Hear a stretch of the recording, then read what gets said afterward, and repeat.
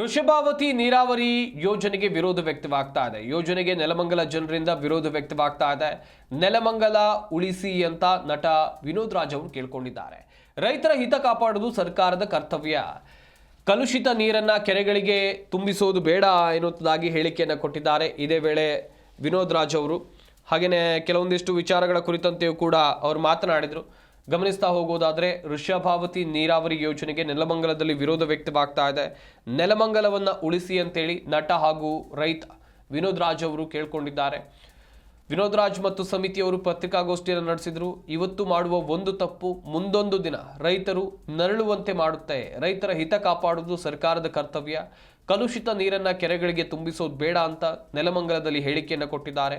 ಪಕ್ಕದ ಕೋಲಾರ ಜಿಲ್ಲೆಯಲ್ಲಿ ಈಗಾಗಲೇ ಜನ ಕಷ್ಟವನ್ನು ಅನುಭವಿಸ್ತಾ ಇದ್ದಾರೆ ಅನ್ನೋದಾಗೂ ಕೂಡ ಹೇಳಿದ್ರು. ಆತ್ಮಸಾಕ್ಷಿ ಬದ್ಧವಾಗೂ ಇಲ್ವಾ ನಿಮ್ಗೆ ಅಂತ ನಾನು ಕೇಳ್ತಾ ಇದ್ದೀನಿ. ಯಾಕೆ ಈ ಕೊಳಚೆ ನೀರನ್ನ ತಗೊಂಡು ಬಿಡ್ತಾ ಇದ್ದೀರಾ? ನೋವಾಗ್ಬಿಡ್ತು ಮನಸ್ಸಿಗೆ. ನಿಜವಲ್ಲ, ಕುಡಿಯೋ ನೀರನ್ನ ಕಲ್ಮಶ ಮಾಡ್ಕೊಂಡು ನೀವೇನು ಸಾಧನೆ ಮಾಡಕ್ಕೆ ಹೋಗ್ತಾ ಇದ್ದೀರಾ? 10 ವರ್ಷದ ನಂತರ ಮುಂದಿನ ಪೀಳಿಗೆಗೆ ನೀವೇನು ಕೊಡ್ತೀರಾ? ಏನು ಕೊಡ್ತೀರಾ? ಇದೇ ಶ್ರೀಮಂತಿಗೆ ಹಾಗೆ ಇರುತ್ತೆ ಅಂತ ನಾವು ತಿಳ್ಕೊಂಡಿರ್ತೀವಿ. ಖಂಡಿತ ಇರಲ್ಲ. ನಾಳೆ ನೀರು ಬಂದು ಕೆಟ್ಟೋದ್ರೆ ಏನು ಭೂಮಿನ ನಮಗೆ ಒಂದು ಆದಾಯದ ಅದು ಒಡವೆ ನಮಗೆ ಹೆಚ್ಚು ಕಡಿಮೆ. ಚಿನ್ನ ಮಾರಿ ಭೂಮಿ ಕೊಡೋಕ್ಕಾಗಲ್ಲ, ಭೂಮಿ ಮಾರಿ ಚಿನ್ನ ಕೊಡ್ಬೋದು.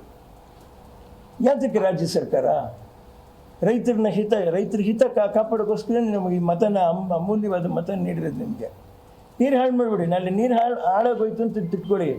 ಏನು ನೀವು ಸೈಟಲ್ಲಿ ಮನೆ ಕಟ್ಟಿದ್ದೀರೋ, ಆಸ್ತಿ ಇಟ್ಕೊಂಡಿದ್ದೀರೋ, ತೋಟ ಬೆಳೆ ಮಾಡಬೇಕು ಅಂತ ಇಟ್ಕೊಂಡಿದ್ದೀರೋ, ಎಲ್ಲವಕ್ಕೂ ಯೋಗ್ಯತೆ ಡಿಮ್ಯಾಂಡು ಪ್ರತಿಯೊಂದು ಹೊರಟೋಗ್ಬಿಡಿದೆ. ನಾನು ವಿನೋದ್ ರಾಜ್ನ ನೀವು ಬೈದರೂ ನನಗೆ ಬೇಜಾರಿಲ್ಲ. ನಾನು ಮತ್ತೊಂದು ಸರಿ ಸನ್ಮಾನ್ಯ ಮುಖ್ಯಮಂತ್ರಿಗಳಿಗೆ, ಉಪಮುಖ್ಯಮಂತ್ರಿಗಳಿಗೆ ಯಾವುದೇ ಕಾರ್ಯಕ್ರಮ ಇರ್ಬೋದು, ಏನಾದರೂ ಇರ್ಬೋದು, ಕುಡಿಯೋ ನೀರು ದೇವ್ರ ಸಮಾನ. ನಾವೆಲ್ಲರೂ ಹುಡುಕೊಂಡು ಹೋಗ್ತಾ ಇರೋದು ಬದುಕಿರೋದು ಕುಡಿಯೋ ನೀರಿನಲ್ಲಿ.